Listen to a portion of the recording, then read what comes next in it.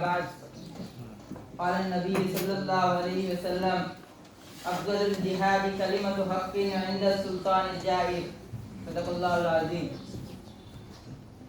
Honorable President of today, guest seated on the honor stage, my respected teachers and my dear friends.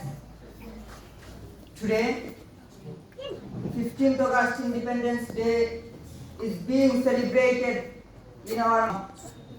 On this occasion, I have been ordered to say something about 15th August. So I would like to draw your attention of my brief speech. Dear friends, remember 15th August 2023 reminds us of 15th August 1947, 76 years ago today. Because this country was once under the British, they ruled our country for almost 200 years. At the time, we were a subjugated, proletarian, disoriented nation of them. They used all their might to bring us to the extremes of misery, pain and torture. They did not err in throwing children into the burning fire and committing shameful crimes against women. Therefore, the people of every state of the country were fed up with their misrule and forced to fight to the death against them. However, their brutality, tyranny, and misrule were the first to be protested by the old and long-caste Muslims of this country and led by the patriotic ulama community of India. Dear audience, ever since the unfortunate appearance of those evil castes in the bosom of India in 1600 and no dominion, the ulama community of the country has been making the people aware of the worst plans hidden in their bosom. In 1803, when the foreign English Mughal forcibly took over the power to rule India and began to strengthen its foothold by destroying the soil of the Shah Abdul Aziz Dehlavi Rahmatullah alayhi gave a fatwa that jihad against them was obligatory. Awakening the latent and sleeping power of Indian Muslims in this fatwa and retaliatory movement against the British. The Sipahi Mutiny, Wahhabi movement, Silk and Qatif movement, Khilafat movement, etc. started across the country. Sayyid Ahmad Shaheed and Ismail Shaheed, Rahmatullah alayhi, were martyred in the battlefield of Balakot while protesting in 1831. Then Shah Muhammad Ishaq Rahmatullah alayhi was considered as the third Imam of the movement.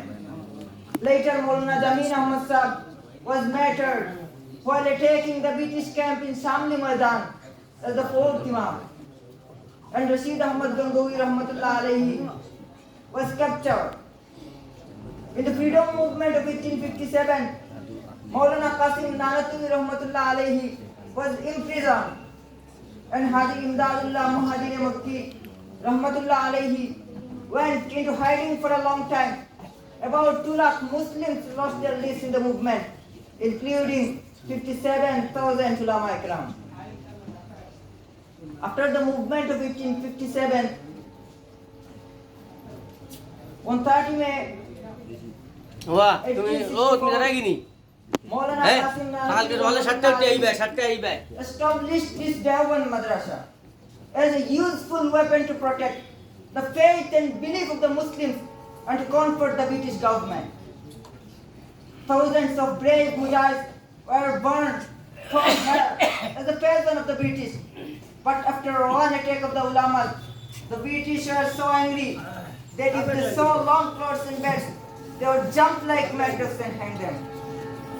Historian Mr. Thompson, he said from 1864 to 1867, 14,000 ulama were hanged on the gallows in just 3 years.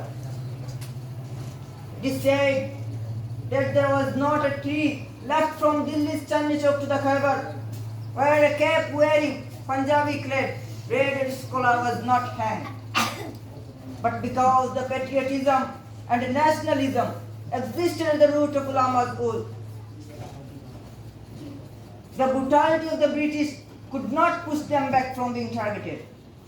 When Hazrat Sheikhul Hind Rahmatullah alayhi, along with his four companions, including Veer Mujahid, Maulana Hussain Ahmad Madani Rahmatullah alayhi, spent 3 years and 7 months in the island of Malta and returned to India in 1920. At that time, the heroic Mujahid, Maulana Hussain Ahmad Madani Rahmatullah alayhi said, "If I were to be burnt to ashes in a burning fire, and if those ashes were thrown to the raging sea, still the cry of anti-British jihad would be heard from those ashes."